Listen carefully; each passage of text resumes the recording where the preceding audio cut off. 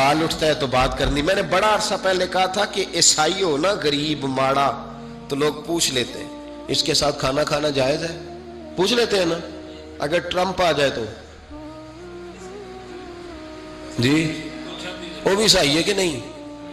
بولے یہ جو آپ کے وہ آتے ہیں وزیر خارجہ وہاں سے یا ان کا کوئی رکن پارلیمنٹ آتا ہے تو آپ کے وزیر اعظم وزیر خارجہ ان کے اعزاز میں ظہرانہ دیتے ہیں نا. تو ٹیبل پہ کھانا لگا ہوتا ہے, ادھر ہمارا بیٹھا ہوتا ہے ادھر ان کا بیٹھا ہوتا ہے. جائز ہے؟ پوچھا کسی نے مسئلہ کیوں؟ وہ تگڑا ہے اس لیے. پاکستان کا عیسائی ہو تو فتویٰ اور ہے, اور امریکہ کا ہو تو فتویٰ بولے صحیح کہہ رہے ہو. امریکہ والے عیسائی ہیں کہ نہیں؟ سارے عیسائی ہیں. تو ٹرمپ آ کے بیٹھ جائے سعودی عرب کے بادشاہ کے سامنے, چلو کھلی بات کر لیتے, اس کے ساتھ کھانا پینا جائز ہو جاتا ہے. اور اگر عیسائی ماڑا ہو, پاکستان کا ہو, مزدوری کرتا ہو, پھر سارے لوگ پوچھتے ہیں نا مسئلہ کہ حضرت صاحب عیسائی سے کھانا جائز ہے. تو میں نے کہا بھائی ٹرمپ کے ساتھ بھی کھانا ناجائز ہے. ناجائز ہے کیونکہ اسے پاکی پلیدی کا نہیں پتا. جن چیزوں کو آپ ناپاکی سمجھتے ہیں ان کو خبر ہی نہیں کیا کرنا ہے. ہوتا یہ ہے کہ جب اب دیکھیں نا کچھ عرصہ پہلے لاہور میں ایک بڑا جنازہ ہوا تھا. وہ لوگ جو کہتے ہیں نماز جنازہ کے بعد دعا نہ کرو حرام ہوتی ہے, یعنی پہلے تو کہتے تھے ولیوں سے نہ مانگو, اب کہتے ہیں اللہ سے بھی نہ مانگو. یعنی جنازے کے بعد دعا یعنی اللہ سے بھی نہ مانگو. تو پہلے عام آدمی کے لیے فتویٰ اور تھا, لیکن اگر سابقہ وزیر اعظم کی بیوی کا جنازہ ہو تو پھر فتویٰ پھر کیسے جائز ہو گئی؟ اب دعا جائز ہے؟ یہ ظلم ہے, یہ امت کے ساتھ یہ زیادتی ہے. ابو داؤد کی حدیث ہے, رسول پاک علیہ السلام نے فرمایا جب تم جنازہ پڑھ لو تو فخلصوا لہ الدعاء, پھر مرنے والے کے لیے مخلص ہو کے دعا مانگو. مانگنی چاہیے نا. لوگ افتراق پیدا کرتے ہیں, فرق نہ, یہ درست نہیں ہے. امت کے اندر یہ آپ نے بات یاد رکھنی ہے, ہمیشہ سے اولیاء کے آراس کا سلسلہ ہے, عرس منائے جاتے ہیں, ان پر ختمات شریف ہوتے ہیں. اب ختم شریف کے حوالے سے سن لیں.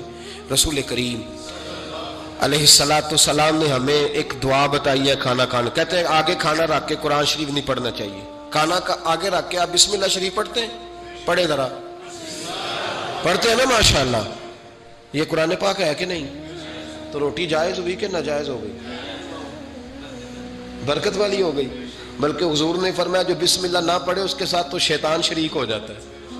تو ہم تو بھائی ہر روٹی ختم پڑھ کے کھاتے ہیں, ایک آئے تو ہم ہر کھانے سے پہلے پڑھتے ہیں. تو آپ اس بات سے منع کر رہے ہیں, کہتے چلے جی آپ پڑھ لیں, آیتیں پڑھ لیں, پھر دعا نہ مانگے. لو سن لو, سامنے کھانا رکھ کے دعا. کس بات میں الجھ گئے یار؟ امت کو بڑی بات بتاؤ, دنیا بڑی آگے چلی گئی, انہیں آگے لے کے جاؤ. تم کیا کر رہے ہو؟ کہنے لگا جی دعا نہ مانگے, توجہ کرنا میری بات پہ, کھانا آگے رکھ کے نہ مانگے. تو میں نے کہا تو سائڈ پہ رکھ کے مانگ لیا کر, کھانا دور رکھ لیا, دعا یہاں مانگ لی. ہمیں کوئی اعتراض, لیکن مانگا کر, دعا مانگا کر. اب حدیث مسلم سن لیں, صحیح مسلم کی حدیث ہے. رسول کریم علیہ السلام کے صحابہ تبوک سے واپس آ رہے تھے, اور وہ سینکڑوں میں نہیں ہزاروں میں تھے. کھانا ختم ہو گیا, پانی بھی ختم ہو گیا. صحابہ کرام نے مشورہ کیا آپ اس طرح کرتے ہیں, ایک ایک اونٹ ذبح کرتے ہیں, ذبح کر کے اونٹ پکانا شروع کرتے ہیں. ختم شریف کی بات عرض کر رہا ہوں کیونکہ اب ختم ہو گیا. سارے جمع ہو کے حضرت عمر کے پاس گئے, کہنے لگے حضور اس طرح کریں, ہم ایک ایک اونٹ اب ذبح کریں گے اور اسے کھائیں گے. حضرت عمر فرمانے لگے اونٹ ذبح کر لو گے تو سواری کس پہ کرو گے؟ کہ حضور پھر کیا کریں؟ فرمایا جتنا جتنا کھانا تمہارے پاس ہے نا میرے پاس لاؤ. کسی کے پاس اتنی سی کھجوریں تھیں, کسی کے پاس آدھا کلو سرکہ تھا, کسی کے پاس چند بچے ہوئے ٹکڑے تھے. سارا کچھ حضرت عمر کے پاس لائے. جناب عمر نے اپنی چادر میں, اپنے صافے میں سارا کچھ باندھا, سیدھے دروازہ رسول پہ پہنچ گئے. نبی کریم علیہ السلام کے آگے کھانا رکھ کے, آگے لنگر رکھ کے حضرت عمر کہنے لگے یا رسول اللہ ذرا برکت کی دعا کر دیں. ہزاروں میں لشکر ہے. یہ نظریہ ہے جناب عمر فاروق کا, یہ طریقہ ہے حضرت عمر کا. نہ اس طرح کرو, امت کو نہ لڑاؤ. میرے رسول کریم علیہ السلام کے غلام نے, حضرت عمر نے کھانا آگے رکھا تو حضور مسکرائے. گویا حضور کہنے لگے عمر تو تہ تک ہی پہنچ گیا ہے. حضور مسکرائے اور مسکرا کے محبوب نے ہاتھ اٹھائے, دعا فرمائی, حضرت عمر کہتے ہیں جب میں اٹھا کے لے گیا تو وزن اس کا اتنا ہی تھا، جب میں لایا تھا جتنا وزن تھا وزن بعد میں بھی اتنا ہی تھا. فرماتے ہیں میں نے وہ کھول دیا، اتنا سا کھانا تھا، میں نے کہا لو بھی کھاتے جاؤ. کہنے لگے ہزاروں کے لشکر نے کھا لیا، کھانا پھر بھی بچ گیا. فرمانے لگے واپس مدینے آنے تک ہم کھاتے رہے پر وہ کھانا ختم نہیں ہوا. یہ ہے کھانا آگے رکھ کے دعا کرنے کی برکت، یہ ہے کھانا آگے رکھ کے، یہ دعا کرنے کی برکت ہے. کھانا آگے رکھ کے درویشوں کا لنگر کبھی ختم نہیں ہوتا. درویشوں کا لنگر کن کا میں کن فصلہ ٹے کن ہووے بخت سواللہ دنیا آوے کھا کھا جاوے راضی ہووے بلا. درویشوں کا کبھی لنگر ختم تو جاری رہتا ہے. ان کے آستانوں پہ ہمیشہ لنگر ختم. شریف پڑھنا، اصالے ثواب کرنا، یہ ہمارا طریقہ ہے. اب کہتے ہیں جی فیض کیا ہوتا ہے؟ ادھر دیکھو میری طرف. حضرت سلیمان بن بشار رحمت اللہ علیہ فرماتے ہیں مجھے ایک عورت کہنے لگی میرے ساتھ منہ کالا کرو. فرماتے ہیں میں بھاگ گیا. میں نے کہا میں نے اپنی نظر ہمیشہ پاک رکھی ہے، میں اپنی جوانی آلودہ نہیں کر سکتا. کہتے ہیں میں دوڑا گیا، جا کے میں لیٹا. یہ مخالفین نے بھی اپنی کتابوں میں بات لکھی ہے. جا کے میں لیٹا، تھک گیا تھا دوڑ دوڑ کے. جب میں لیٹا تو مجھے خواب میں حضرت یوسف علیہ السلام سے ملاقات ہوئی. کہنے لگے اٹھ میرے سینے سے لگ، تو نے حضور کا امتی ہو کے وہ کام کیا ہے جو میں نے نبی ہو کے کیا تھا. آپ جس سے جو تعلق رکھتے ہیں نا وہ تعلق بن جاتا ہے، وہ تعلق بن جاتا ہے. یاد رکھیں مزار والے اولیاء اللہ سے، آپ حضرت یوسف مزار میں تھے نا اس وقت. چلے آپ کو حدیث سنا لیتے ہیں، چونکہ میرے مرشدان عالی مرتبت کے آراز چل رہے ہیں تو میری طبیعت بڑی اشاش بشاش ہے. میں تھوڑا سویا ہوں، رات پورا نہیں سو سکا، پر پھر بھی نہ طبیعت پہ کچھ تھکن ہے نہ آنکھوں میں کچھ تھکن ہے. طبرانی میں حدیث ہے اور حدیث کے راوی مولا علی شیر خدا ہے.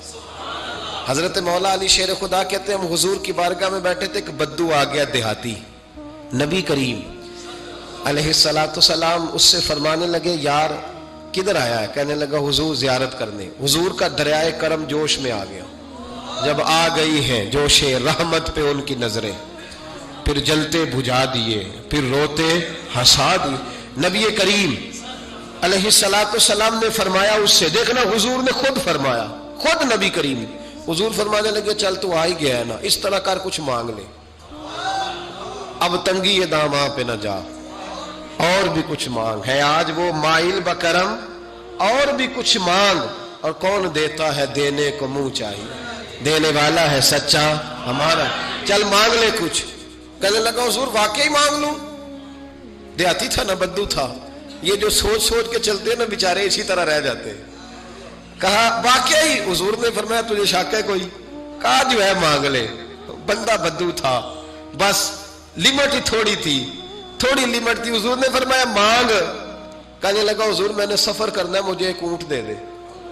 حضرت علی کہتے ہیں میں نے کہا تجھ پہ افسوس، ہمارا خیال تھا تو جنت کی ٹکٹ مانگے گا، ہمارا خیال تھا تو ماں باپ کو، تو نے اونٹ ہی مانگا ہے بس. حضرت علی فرماتے وہ حضرت علی کا بھی خیال ہے کہ حضور سے مانگو تو تھوڑا نہ مانگو، نبی کریم سے مانگو تو کھل کھلا کے مانگو، جب حضور سے مانگو کھل کھلا کے مانگو. حضرت علی شیر خدا کہتے ہیں وہ اسی پہ اڑ گیا. حضور مسکرائے، گویا حضور نے بھی کہا یار تو نے مانگا کیا ہے؟ میرے محبوب نے ایک اور کرم فرمایا، کہا چل اونٹ تجھے دیا، کچھ اور بھی مانگ لے، چل کچھ اور، اب تنگی یہ داماں پہ نہ جا، اور بھی کچھ مانگ ہے. آج وہ مائل باتا، چل مانگ. اور حضرت علی کہتے ہیں میں نے کہا اب سیانا بنے گا، اب یہ کہے گا حضور 7 نسلوں کی جنت، تو حضور نے فوراً عطا کر دینی ہے. اب یہ کہے گا یا رسول اللہ جتنے بیٹھے سب کے لیے اعلان کر دے دوزخ سے آزادی کا، جتنے میری نسل میں لوگ ہیں سب کے لیے اعلان ہو جائے گا. لیکن وہ وہیں کا وہیں رہ گیا، وہیں کا وہیں، چھوٹے چھوٹے دائرے میں. مانگ لے. کہنے لگا حضور اور بھی کچھ مانگ لوں؟